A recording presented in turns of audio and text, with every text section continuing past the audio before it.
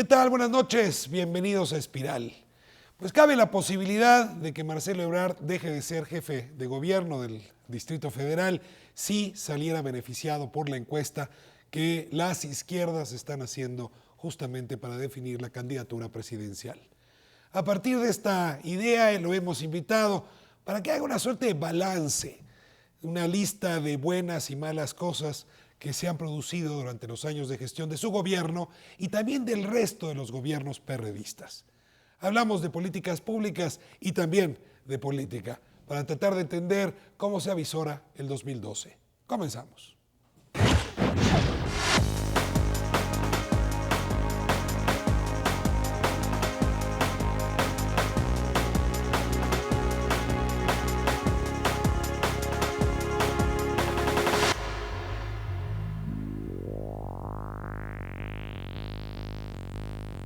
De Marcelo Ebrard, ¿qué pienso de Marcelo Ebrard? Pues ha bajado más la delincuencia, hay más patrullaje y hay más, o sea, dan más equipo para el personal de seguridad.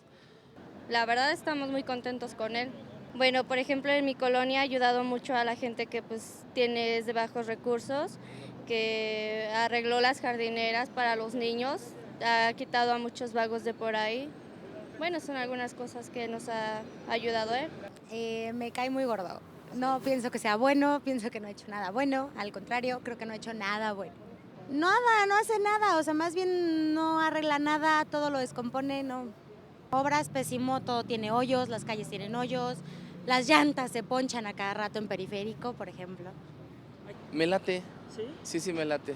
Porque Sí. ¿qué ha hecho que...? Por ejemplo, tengo conocidos aquí en Tepito, toda esta área de Tepito, y desde que está ese señor, se limpió, hay más seguridad. Claro, somos un resto, ¿no?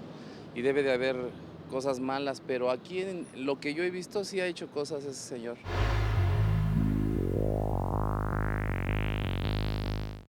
Le damos la bienvenida al jefe de gobierno del Distrito Federal, Marcelo Ebrard. Me da muchísimo gusto tenerlo aquí en Espiral. Gracias por invitarme. Pues podría ser que en breve deje usted de ser jefe de gobierno de esta ciudad. Antes del 1 de enero, A lo mejor esta es una de las últimas entrevistas que concede. en calidad de... Aprovechando esto, sí me interesaba hacer una suerte de balance de esta gestión suya, y no solo de la suya. Van a 3 gestiones del PRD que han sido electas por voto popular. La de Cuauhtémoc Cárdenas, la de Andrés Manuel López Obrador, la suya. Yo quisiera apurarlo a que en breve me ayudara a caracterizar cada una de las 3. ¿Cómo diferenciaría la gestión de Cuauhtémoc Cárdenas, la de Andrés Manuel López Obrador y la suya? Bueno, yo creo que el ingeniero Cárdenas tuvo un periodo muy corto, fueron 3 años, 97-2000, bueno, menos, porque se tuvo que ir Emblemático pero corto. corto.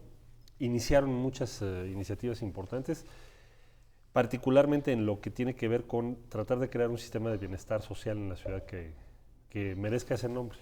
Déjame ponerlo en esos términos. Andrés desarrolló mucho esa línea de trabajo.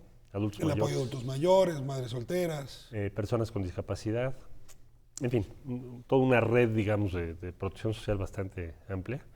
Se apostó entonces a que no sería financiable, etcétera, etcétera, etcétera. Se demostró al paso del tiempo que sí era financiable. Es decir, que no había dinero para pagarlo, ¿no? Que no habría. Que era populismo y que eso se caería en Sí, el que lo tiempo. tendrías que pagar con deuda o quién sabe cómo. Y bueno, se hicieron obras importantes, por supuesto, en infraestructura hidráulica, en el segundo piso, el Metrobús se inició en ese periodo. Pero el énfasis claramente creo que estuvo en el lado de hacer crecer el sistema de bienestar social. Ahora, a nosotros lo que nos ha tocado es, digamos, el esfuerzo mayor que hemos hecho es en la movilidad de la ciudad. Transporte. El metro pues, es una obra carísima, ¿no? Para un gobierno local. Casi ningún país del mundo se hace así. O sea, son inversiones nacionales, pero bueno. Hicimos eso, son 25 kilómetros. Metrobús creció 350%. Cambio de taxis, llevamos 70,000 por nuevos modelos. Sacar 4,000 microbuses de circulación. En fin, la movilidad es como, o debe ser una de las preocupaciones primordiales para Se mira mucha obra pública en la ciudad, algunos enojados por eso, otros dicen que seremos felices en el futuro.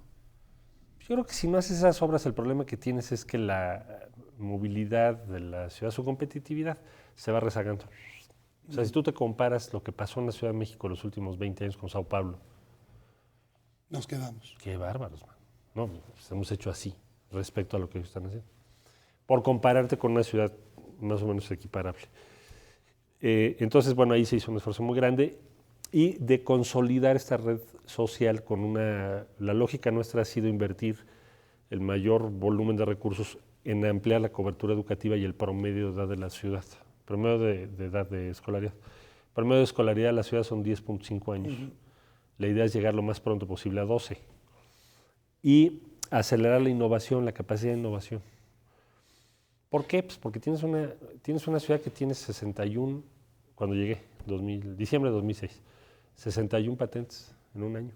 Es bajísimo. Bueno, pues ¿a qué le Para el tiras? tamaño. Es uno de los coeficientes de innovación más grandes. Me está diciendo una cosa interesante y es que en realidad los sellos de las administraciones se han dado más por la circunstancia de coyuntura que por las personalidades que han gobernado.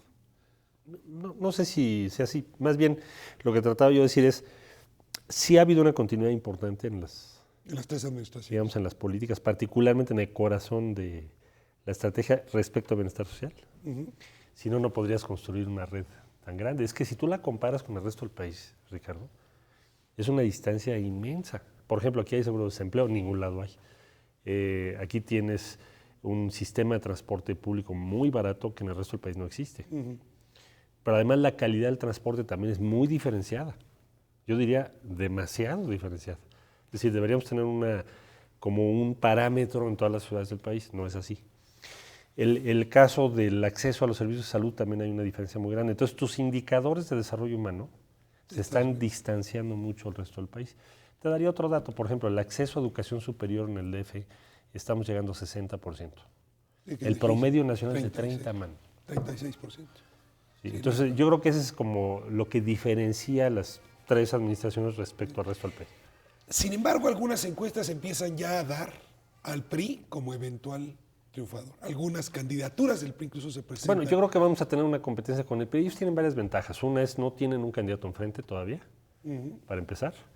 Ellos no tienen candidato tampoco. Bueno, Si nadie trae candidato en este caso. lo tienen clarísimo. ¿Sí? ¿Sí es?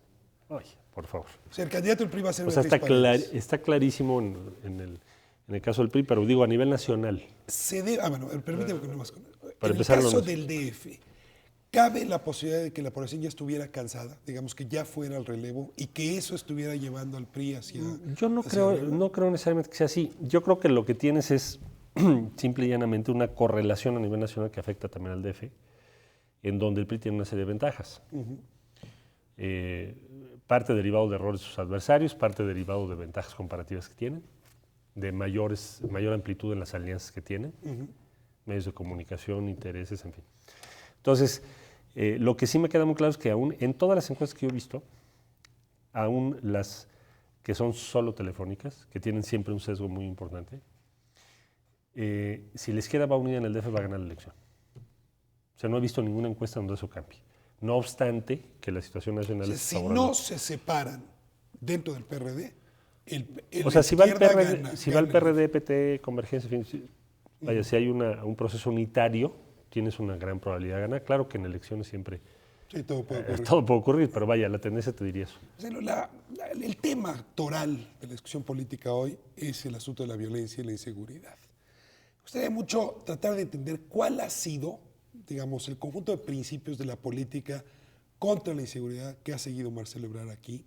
Y sobre todo me gustaría tratar de entender sus diferencias con otras regiones, asumiendo que el problema no es homogéneo nacionalmente, sino que en realidad cada región ha tenido que lidiar con el crimen organizado de manera distinta. ¿Cómo le ha hecho, digamos, cuál ha sido la política que ha seguido Marcelo Ebrard? No, con mucho gusto. Mira, lo que hemos hecho en primer lugar es tener una policía unitaria, unificada, no pulverizada, con un estado de fuerza importante. Y ahí ha habido un esfuerzo muy grande, me refiero a todas las policías, preventiva, policía de investigación. Ha habido un esfuerzo muy grande que te sintetizo de una manera. En los últimos años hemos movido, cambiado, sustituido 25,000 policías en el DF. Hoy en día tus promedios para poder acceder a la policía es que tienes que tener preparatoria. Estándares más Hay altos. muchos sistemas de control para medir la eficiencia. Antes no había. Vaya, hace una década aquí no había ni siquiera, no se usaban las cifras para evaluar a nadie. Bueno, ese es un punto. Ha habido continuidad creo que también es otro factor importante, porque todo este esfuerzo se empezó ya hace más de 8 años. Bien, entonces ese es un elemento importante. Otro elemento es el uso de la tecnología, a una escala importante. Ahora en la ciudad tenemos 13,000 cámaras, recibes todas las imágenes al mismo tiempo, las puedes guardar una semana. Es un centro impresionante. Sí, es un gran recurso, incluyendo el metro también está vigilado. Entonces es un gran recurso, nos ayuda muchísimo. La otra parte es que tienes un sistema de bienestar social, como ya lo dije, mucho más vasto, amplio, profundo que en el resto del país, lo cual te da un diferencial en tu sentido de comunidad muy grande. Dicho de otro modo. Colocas a la política social como parte de la política de seguridad. Sí. Estrechamente vinculado. Por completo. Yo te diría, pues imagínate tú, si tuviéramos... Ahora estamos apoyando económicamente a toda una generación, ¿no? En preparatoria, en escuelas públicas. Son 200,000. Bueno, económicamente quiere decir que cada mes les das, tienen derecho a 500 a 800 pesos en función de su esfuerzo. Bueno, ¿a qué voy con eso? El año entrante se van a graduar 120,000, que de otro modo estarían en la calle. ¿Cómo sabemos eso? Porque el promedio de deserción en el DF era de 23%. Hoy es de 6%.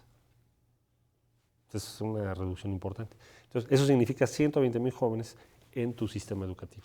Estos 3 elementos que menciona, la red de protección, yo preguntaría, ¿es lo que explica por qué no se nos ha vuelto un polvorín la Ciudad de México?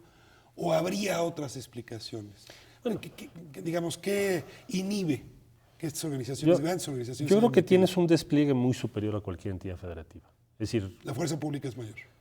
Es mucho mayor, y si a eso le aumentas las cámaras, bueno, entonces lo que hicimos con las cámaras es más que duplicar tu capacidad de despliegue, digamos. Entonces, para tú transitar libremente en la ciudad, hacer A, B o C, que sí hacen en Monterrey, o que sí hacen en ciudades tan cercanas como Veracruz, o en Guerrero, o en algunas partes del Estado de México, tienes un grado de dificultad mayor. Eso yo creo que es un hecho indudable, es una gran ventaja para la ciudad.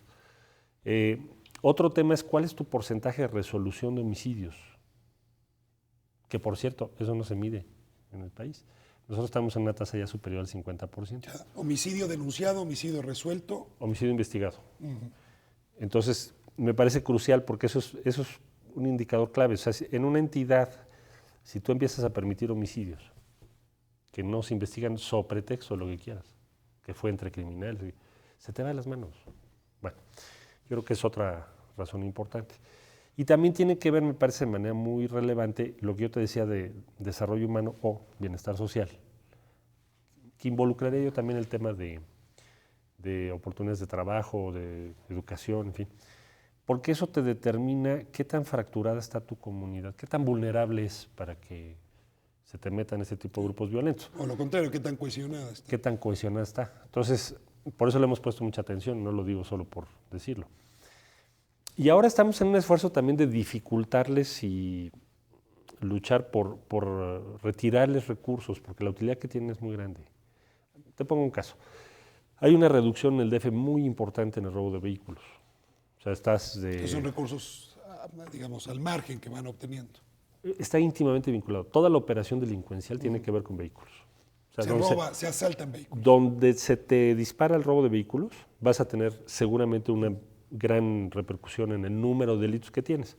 Bueno, el caso es, teníamos del orden poco más de 70 cuando entramos al gobierno, ahora estamos llegando a promedios cercanos a 40. ¿Por qué la reducción?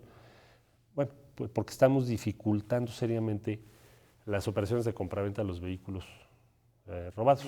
Había en Iztapalapa un predio 3.8 hectáreas donde se vendía, que es una inmensa superficie en terreno urbano. Entonces tenías una calle de Ford, otra de Subaru. Entonces ibas a comprar todo lo robado. Lo expropiamos. Bueno, como eso hemos hecho N números. Tenemos más de 90 casos de extinción de dominio, en fin.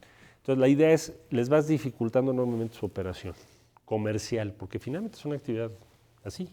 Ahora, una cosa que llama la atención es que no solo es el DF, también el Estado de México trae una tasa delincuencial baja. ¿Cómo explicárselo? Entonces, ¿quiere decir que han llevado políticas parecidas? Pues yo te diría que hay mucha discusión sobre las cifras del Estado de México. ¿Tú creerías que están maquilladas allá? No diría tanto así como maquilladas, pero no sé si viste el artículo del The Economist, una revista muy seria, sobre homicidios. Entonces, si eso es sobre homicidios, pues hay muchas dudas sobre otras cifras, ¿no? Entonces, yo no creo que en el Estado de México, por ejemplo, el robo de autos va al alza, claramente. El número de ejecuciones va al alza también de manera muy importante. Entonces, no creo que sea comparable la situación del Estado de México a la nuestra. Nosotros vamos en menos 12 y pico % este año. Ahora, aquí hay varias cosas. El sistema de información que tienes es auditado, que nosotros tenemos. Hay un Consejo Ciudadano por ley, que no existe en ninguna entidad federativa, que llama la atención que no existan, después de todos los movimientos que hay. Y ellos auditan todas las cifras. Verifican, claro, no pueden verificar todos los expedientes, pero sí pueden verificar muchos expedientes para ver si lo que estamos o lo que está informando la Procuraduría coincide con su información. Algún día me decía Mondragón, el jefe de la policía, que parte del problema resuelto en el DF es que esta nunca fue plaza de una sola organización y que por lo tanto no vino otra organización a tratar de quitarle la plaza y que eso también, que es una sociedad muy compleja como para que se vuelva el polvorín que sí se volvió Monterrey. Ha habido muchas explicaciones, pero yo te diría que claramente, si tú ves la situación en Monterrey, en algún momento en Guadalajara, ¿recuerdas los narcobloqueos que tuvieron allá? Claro. Pues la verdad, la única explicación que yo encuentro es la suma de estos factores, porque pues habría todas las condiciones para que tengas una situación muy parecida. Bueno, entonces, ¿qué lo diferencia? Una diferenciación clarísima es que tengas una sola fuerza suficiente, entrenada, con experiencia unitaria. Eso me queda muy claro. Cosa que no existe en la mayor parte de los estados. Un segundo elemento es nadie tiene una red de tecnología como la que tenemos. Digo, con decirte que tenemos un anillo de fibra óptica para transmitir 13,000 imágenes al mismo tiempo, que no existe en el resto del país. Debiéramos construirlas, pues sí, pero bueno, es otra diferencia clara. El otro tema es tu política criminal. Es decir, ¿qué tanto estás informando de tu eficiencia? ¿Qué tanto tus cifras de actuaciones son pues, auditadas, verificadas por alguien más que no sea solo la Procuraduría? ¿Y qué tantos homicidios aclaras, etcétera, etcétera, etcétera? Esto es importantísimo. ¿Sería traspolable esta experiencia del Distrito Federal a una política nacional? Y te preguntaría cómo. Asumiendo un tema, esto va a ser lo que se va a discutir el año que entra. Es decir, según todas las encuestas, este es ya el tema que ocupa la principal prioridad. Entonces, la pregunta es, ¿quién tendrá una mejor propuesta en materia de seguridad y justicia? Pues yo creo que lo primero que tendrás que ver es que quienes vamos a competir ya gobernamos. Y sí es muy relevante ver qué resultados tienes de cada cosa, de lo que estás diciendo. ¿Quién va a competir por el PAN? Pues está gobernando el PAN, finalmente. Como partidos ya gobernar. ¿No? A nivel nacional nosotros no hemos gobernado, pero me refiero, si yo digo algo me van a decir, oye, pues, ¿y el DF qué? ¿No? O si dice Peña algo, le van a decir, bueno, ¿y tus cifras del Estado de México por qué estaban mal? Nada más en homicidios, imagínate. Si no está bien esa... ¿Esto ya es en resultados? En resultados estamos muy por encima de ellos, objetivamente hablando. Incluso la última encuesta de victimización del INEGI así lo dice también. O sea, hay una caída por primera vez en años, una caída en tu percepción, no de la inseguridad, pero sí de lo que te ocurre en la calle.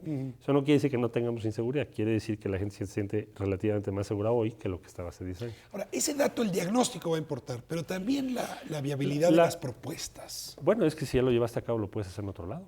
Seguro. Yo lo que te diría es, a ver, habíamos propuesto y hemos defendido la tesis de que debe haber policías lo más rápido posible en cada entidad federativa en correspondencia al tamaño de tu problema. O sea, no puede ser que en Nuevo León tengas 2,000 policías.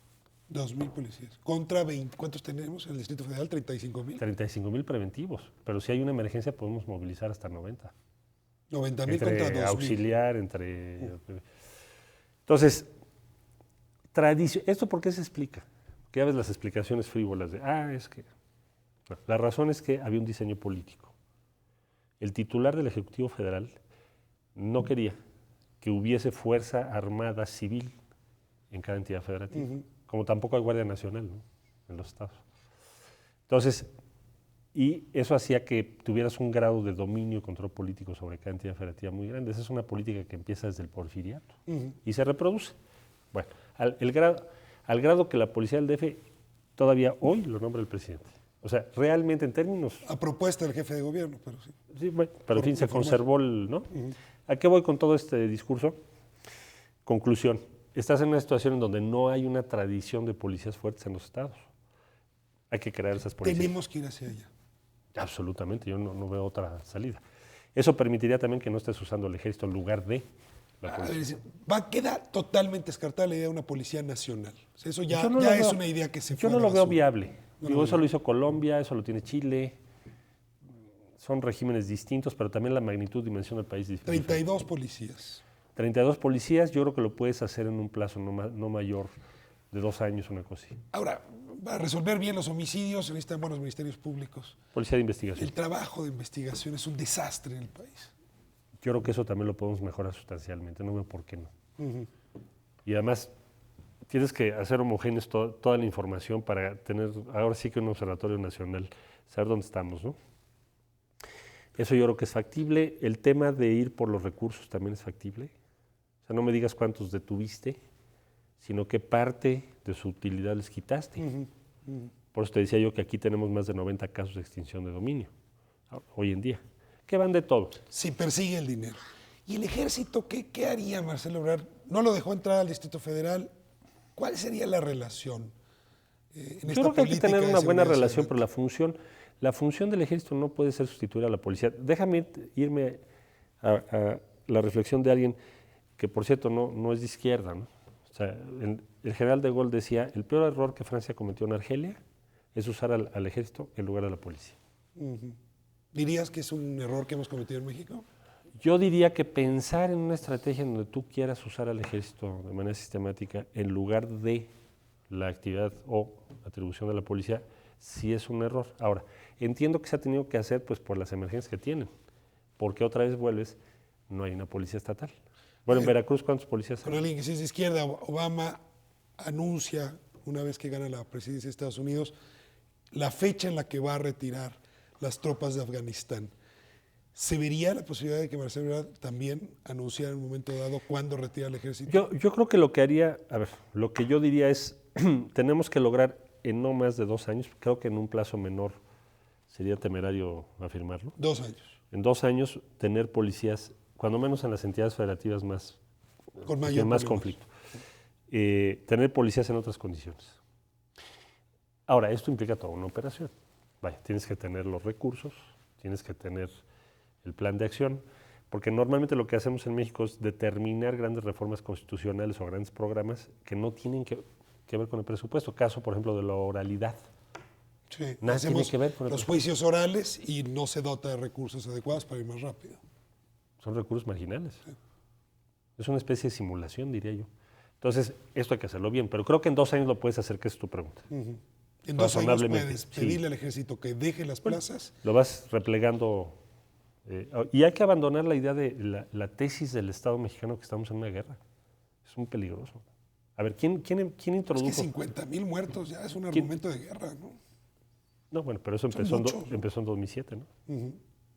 O sea, lo que tú ves en todas las gráficas nacionales, que es una discusión, me parece, de fondo, por lo que tú preguntas, es de 2007 al 11, el disparo de todos los delitos.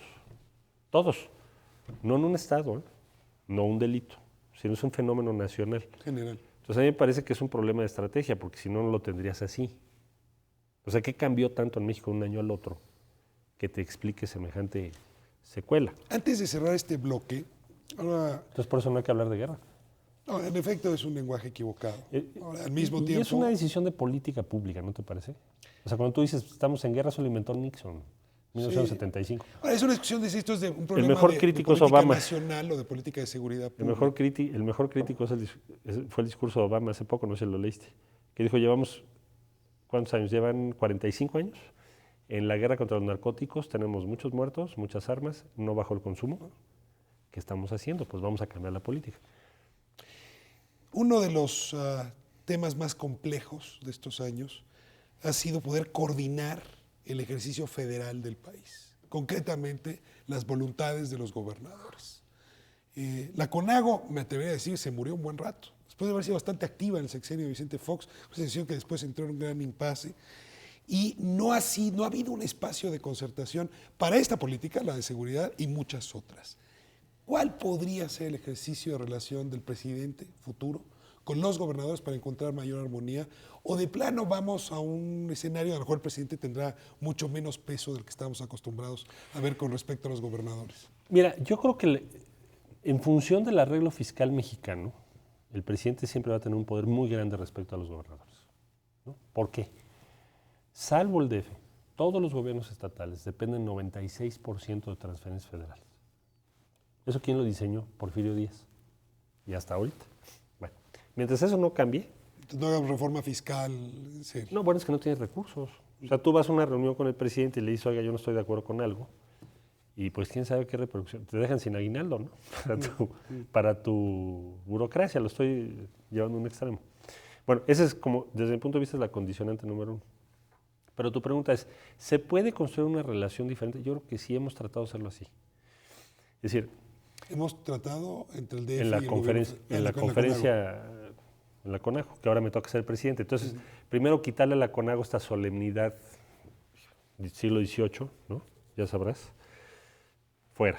2, tener un compromiso claro respecto a las prioridades nacionales. ¿Cuáles son? Bueno, primero seguridad, el tema de empleo, el tema de educación. En eso estamos, en lo que estamos trabajando. Yo veo que hay una muy buena disposición. Claro que habrá estados más efectivos que otros en algunas cosas, pero en general pues es raro que un estado te diga que no quiere participar en esas cosas, ¿no? Bien, ¿qué es lo que a mí me parece que está haciendo la problemática de fondo? La problemática de fondo ya es esta. La pregunta no es ¿cómo vas a derrotar la delincuencia? La pregunta de fondo es de quién es la culpa, de que no la derrotemos. Eso es muy diferente. ¿Cómo rindes cuentas O sea, puntualmente? Vete tú a los Consejos Nacionales de Seguridad, reuniones larguísimas, ya sabes. Bueno, ¿qué deduces de ahí? Bueno, el tema es, en teoría deberíamos de llegar y decir, sale, vamos a hacer estas operaciones en conjunto, que es lo que hemos tratado de promover ahora en la CONAGO. Pero no, el argumento es que los estados no hacen nada. Argumento de las entidades pues es que el gobierno federal hace lo que quiere y la estrategia la definen ellos. Entonces estamos en un desencuentro en donde todo el mundo está, o la tendencia es a buscar cómo reducir costos. Lo que tendrías que decir, bueno, vamos a una lógica de cooperación. Ahora, ahí hay dos modelos. La lógica de cooperación es posible. Ahí hay dos modelos. Uno es pues que el presidente vuelva a ser del partido que tiene la mayoría de gobernadores. La otra posibilidad es, como ha sido ahora, que el presidente sea un partido distinto al que tiene la mayoría de los gobernadores y sea peso y contrapeso.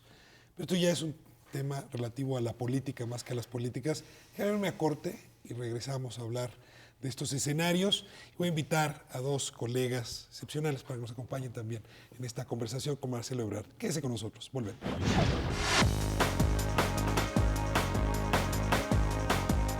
El aborto, pues, a mi punto de vista está bien. ¿Sí? Uno no puede decidir, o hay veces hay muchas madres solteras que la neta no pueden sobrevivir, y para traer ya más gente al mundo sí está cañón. El Metrobús, pues es una forma chida, la neta sí hace un buen paro. No sé, la Cobici, siento que es un gasto excesivo. O ponen bicis o ponen Metrobús.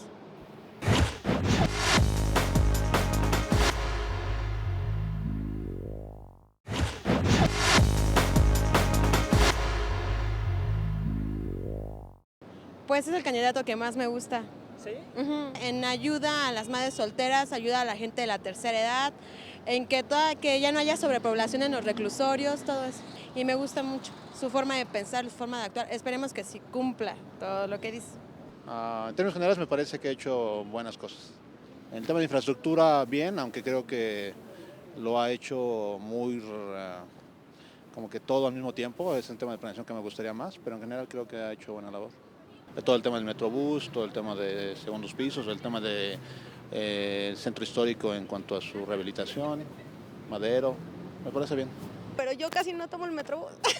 A mí no me gusta que haya demasiados baches, por ejemplo, que al final tú pagas impuestos y no hay pues no ves la mejora, ¿no? En ese sentido, pero me molestan las fugas de agua, por ejemplo, ¿no? Que tarden mucho en repararlas y demás, que se inunde constantemente algo. Digo, aunque dicen que el Distrito Federal ha mejorado mucho, la verdad es que yo sí he sido víctima de la delincuencia. Me han asaltado 3 veces en menos de un año y en esta zona. Entonces veo que los policías, sí hay muchos policías, pero no sé si estén cuidando. E incluso hasta hay veces que te cuidas más de los policías. Tienes miedo de que un policía te pare. Tampoco depende todo de él. Sin embargo, creo que tiene muchas cosas por mejorar.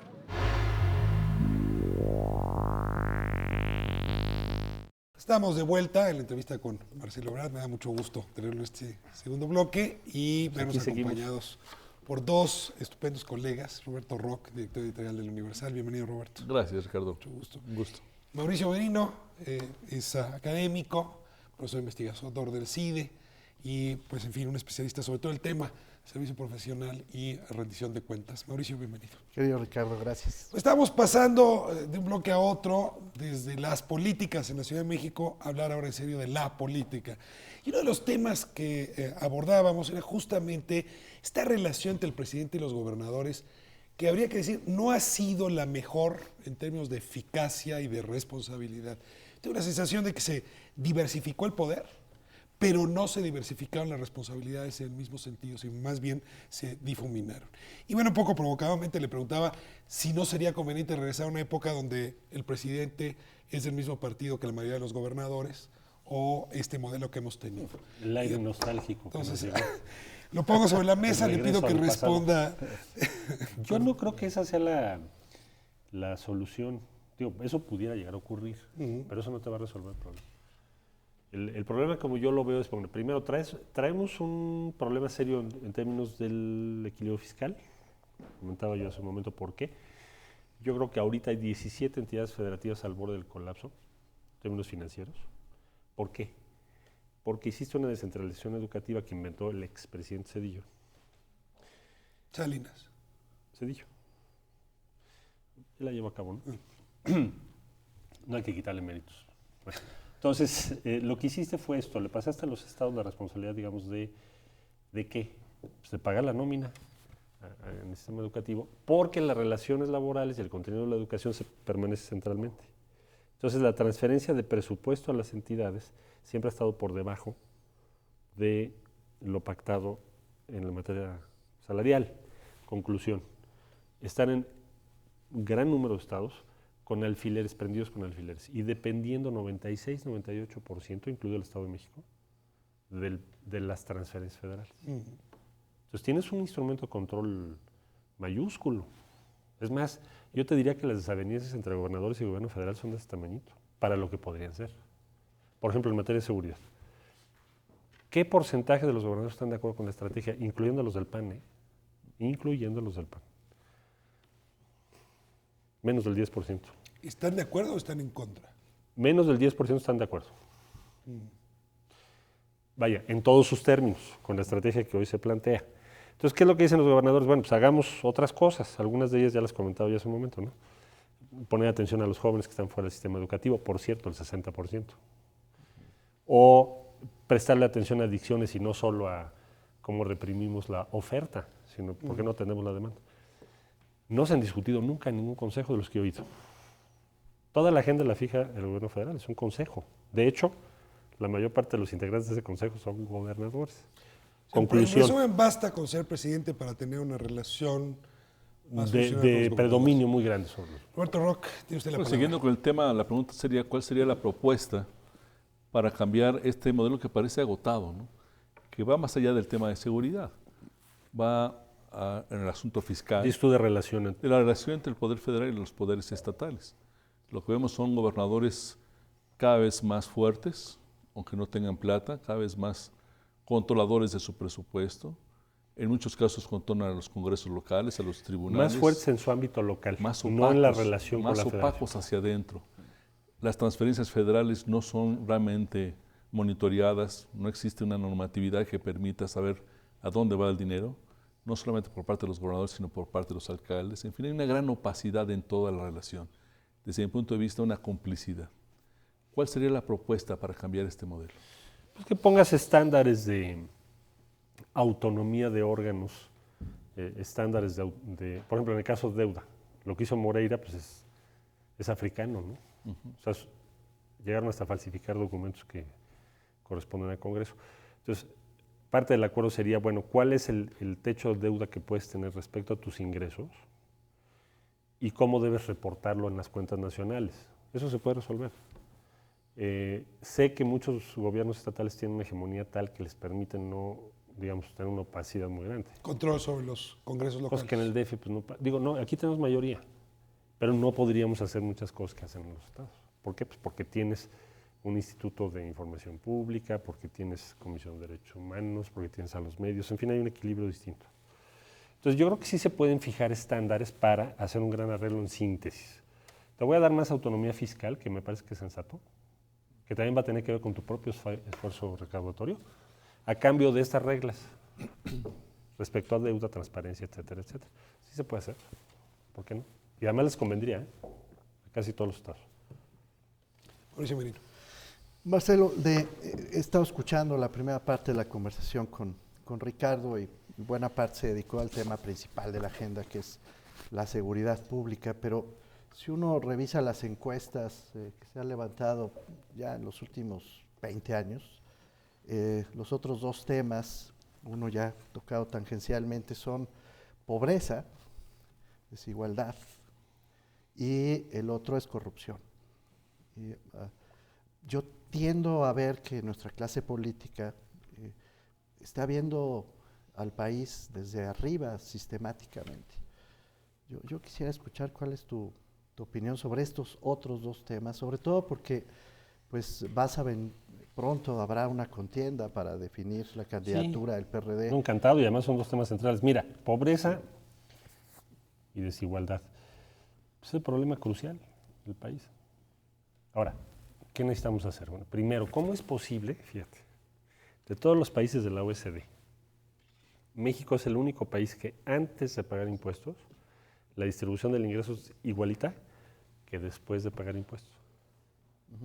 Eso te dice... Que el Estado no existe. El 50% de las respuestas es decir, no, bueno, quiere decir que el 10% que tiene más de un tercio de la riqueza nacional no está aportando conforme a lo que debería ser, a lo que está establecido en la ley.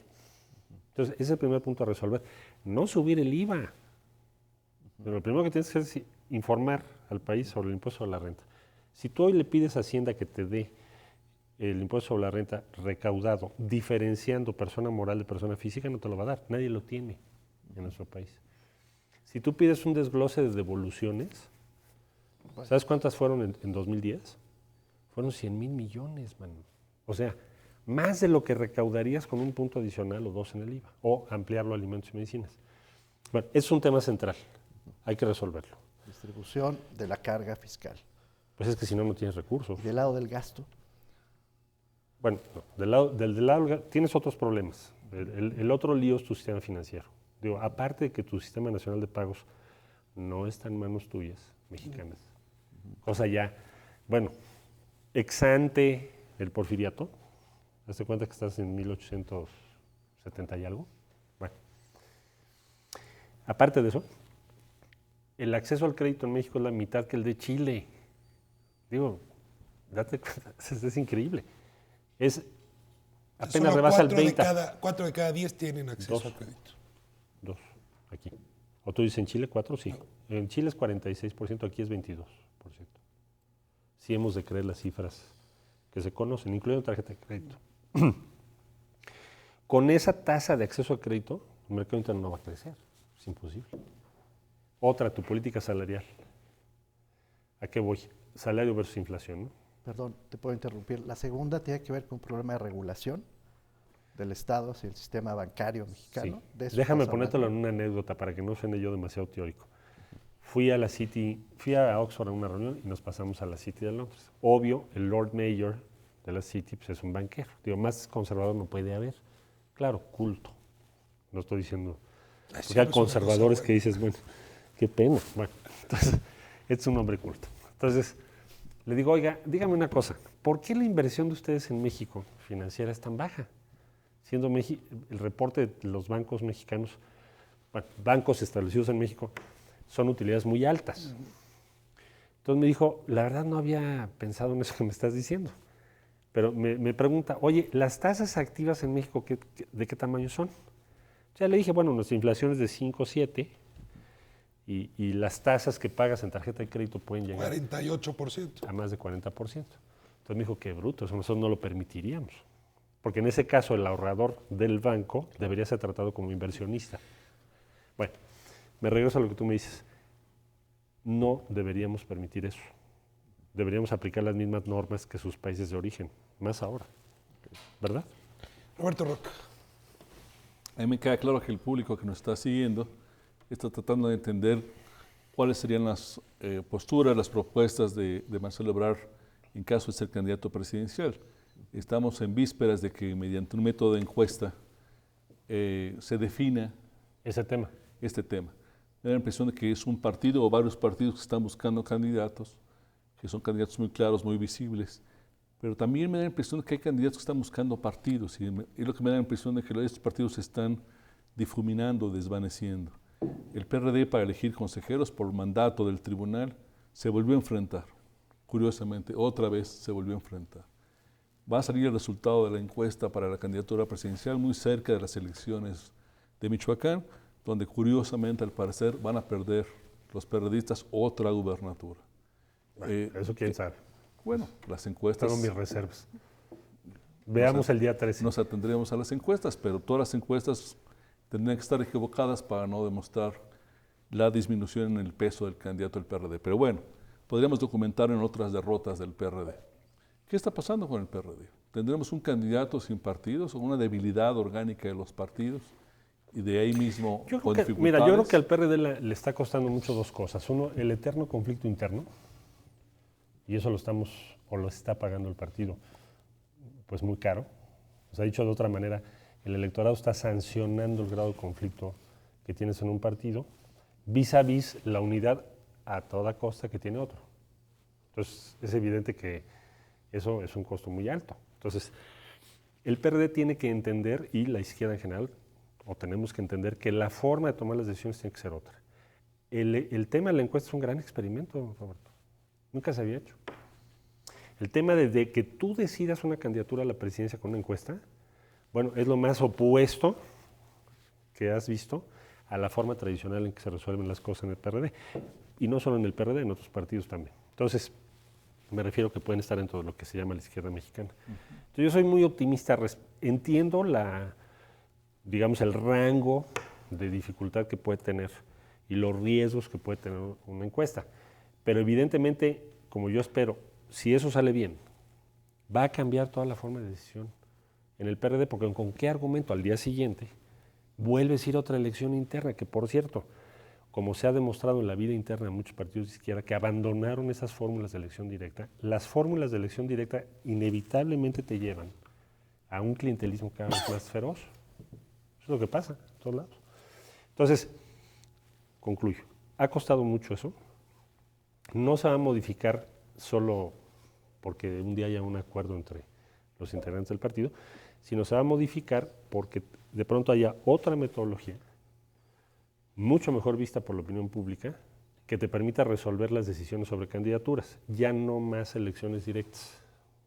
Ahora sí que, como decía Edgar Allan Poe, nunca más. Ese tipo de elecciones a lo que llevan es un desgaste terrible. Esto es una tesis que he sostenido incluso dentro del PRD. Si tú ves las elecciones del PRD, acuérdate la de Amalia. No ha habido una. No funcionan. Entonces, bueno, pues hagamos otro método. Pero parece hacerse cargo la resolución de la encuesta de la de polarización tan aguda, porque en otros países no ocurre así.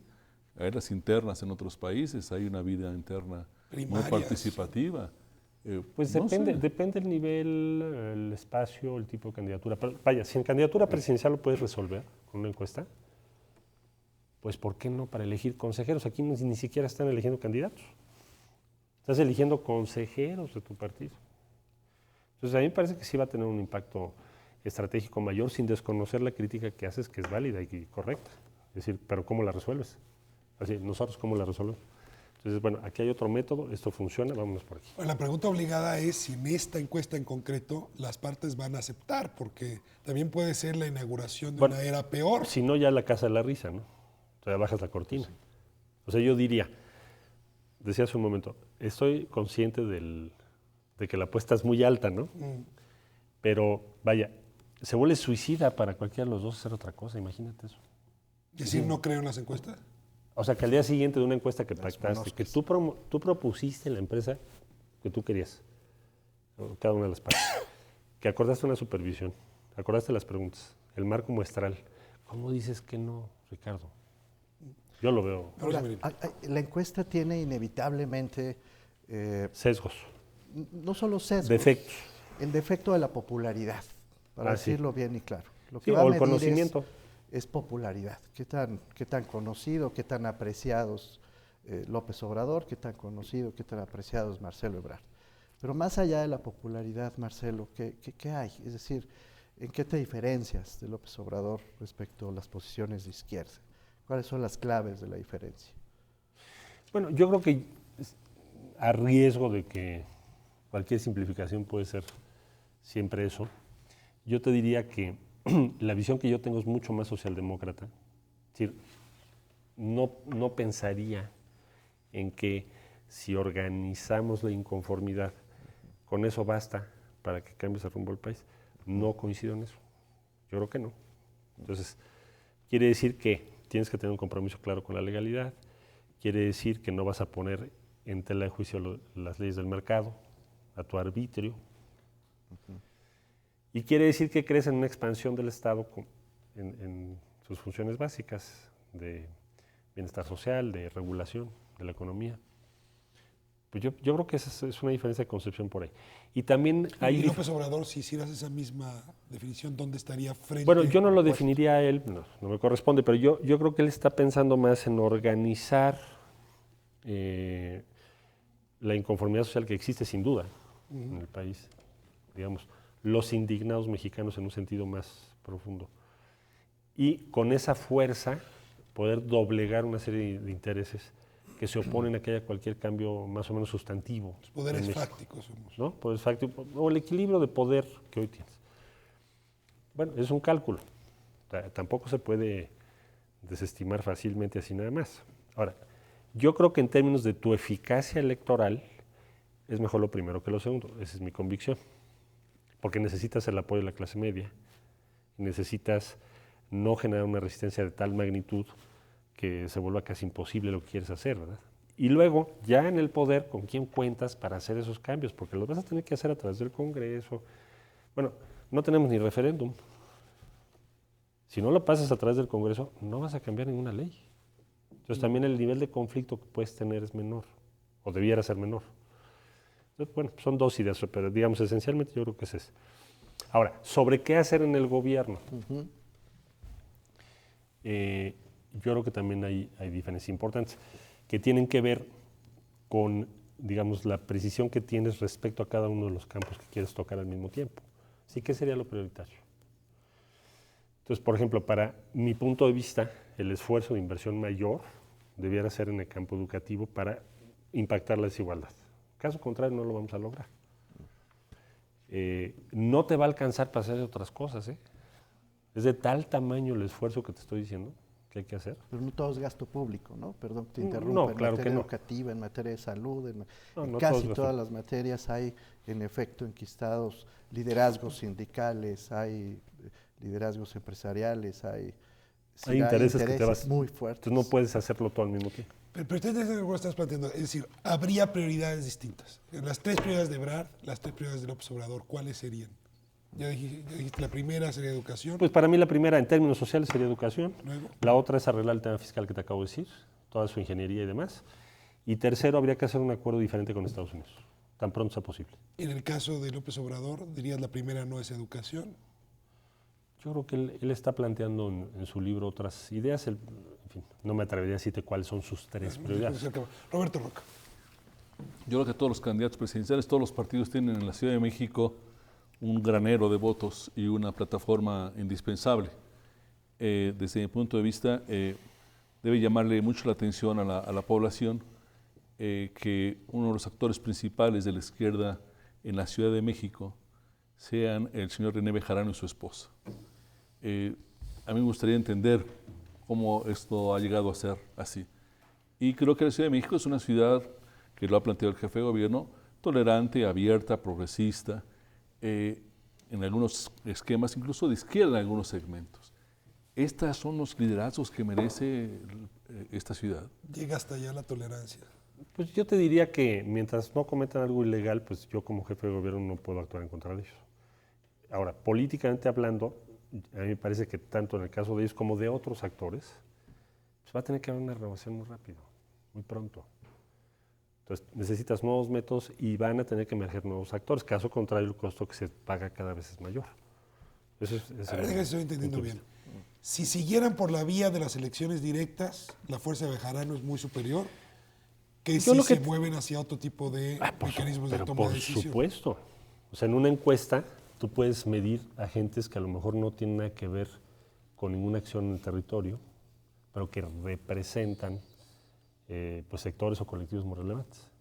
Si no hay ese procedimiento de encuesta, pues entonces te vas a elección directa, es quien mueve a más. Y eso es muy corporativo. Tiende a hacerlo, ¿no? Entonces, hay que hacer un seguimiento porque en el DF la candidatura para la jefatura de gobierno dentro del PRD tradicionalmente se ha resuelto con una elección interna. Pero no solo el PRD, ahora. Bueno, la pregunta sería, ¿cuál es la visión? ¿Que va a haber también una encuesta o que van a...? Pregunta es mi visión personal. Yo, en mi visión personal, parte del acuerdo, porque además no es solo un partido, son 3 los que debieran ir juntos, debe ser una encuesta. ¿Por qué? ¿Por qué una encuesta? Porque ni modo que hagamos 3 elecciones directas, 1. 2, porque las elecciones directas te cierran el espacio respecto a qué tipo de liderazgos queremos tener en la ciudad. De hecho, las elecciones directas hacen cada vez más chiquita a la izquierda. Van a decir, oye, pero qué extraño argumento. Bueno, pues es lo que hemos visto en los últimos 15 años. Entonces, el defecto de la encuesta que tú decías hace rato, ¿cuál puede ser? Vis a vis la elección directa.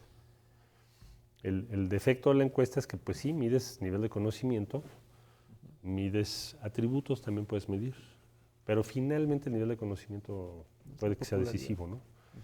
Entonces, pero me parece que es mejor la encuesta al otro. Ahora, ¿qué tanto pesa la visión de Marcelo Ebrard respecto a esto con respecto al PRD? Algo. Sí. Sí, va a ser última pregunta. Última pregunta. Yo le quiero preguntar a Marcelo ahora a la inversa, un poco para salir de la coyuntura. ¿Qué no estarías dispuesto a tolerar? Ya suponiendo que estás en el gobierno federal, ¿hasta dónde llegaría tu capacidad de esto que acabas de mencionar, de evitar conflictos excesivos, de polarizar? Hay límites, ¿no? ¿Cuál es el límite? Exacto. Yo creo que hay varios límites. ¿Dónde es el límite del pragmatismo político? Sí, para mira, decirlo directamente. Yo diría que uno muy claro es el peso de ciertos intereses dentro de las decisiones públicas. O sea, que 2 empresas televisoras tengan la capacidad de determinar quién es mayoría en la Cámara. ¿Qué es eso? Bueno, pues es lo que está pasando hoy. O los órganos reguladores del Estado, donde todo el mundo te dice en un cinismo impresionante, este lo puso tal, este lo puso tal, este lo puso el otro. Es decir, sí necesitamos recuperar la esfera pública respecto a los intereses. ¿La educación? La educación es igual. Pemex. Es decir, ahora, la educación vis a vis del sindicato, concretamente, de eso estamos hablando. Las resistencias que vas a tener. Yo te debo decir, en el caso del DF no hemos tenido resistencias. A lo mejor lograríamos quizás hacer muchas cosas sin resistencias, pero es un punto en donde no estás dispuesto a tolerar que tengas que posponer algunos de tus programas principales, porque pues, se te va el objetivo, ¿no? Entonces, yo creo que uno de los problemas primordiales es ese. O sea, el peso de un montón de intereses en la esfera de las decisiones públicas. Parte de esos intereses por compromisos que haces en campaña, pero otros no necesariamente. Los bancos, por ejemplo. Nadie les dice nada. Bueno, pues se nos acabó el tiempo y por lo que entiendo no hay mucho que esperar. Alrededor del 15 de noviembre tendremos ya candidato de la izquierda o candidatos, plural. No, se trata de tener un candidato de unidad, pues, si no, ¿para qué hacemos encuesta? Porcentaje de probabilidad de que sea un solo candidato, según Marcelo Ebrard. Muy alta. ¿90%? ¿100? 80-20, para no decir 100. Muy bien. Pues aquí seguiremos. Muchas gracias. Gracias a ustedes. Gracias, Ricardo. Roberto. Jefe de Gobierno, muchas gracias por habernos acompañado. Gracias por invitarnos. Nos vemos próximo lunes, 10:30, 11 TV México. Gracias por habernos permitido entrar a sus hogares.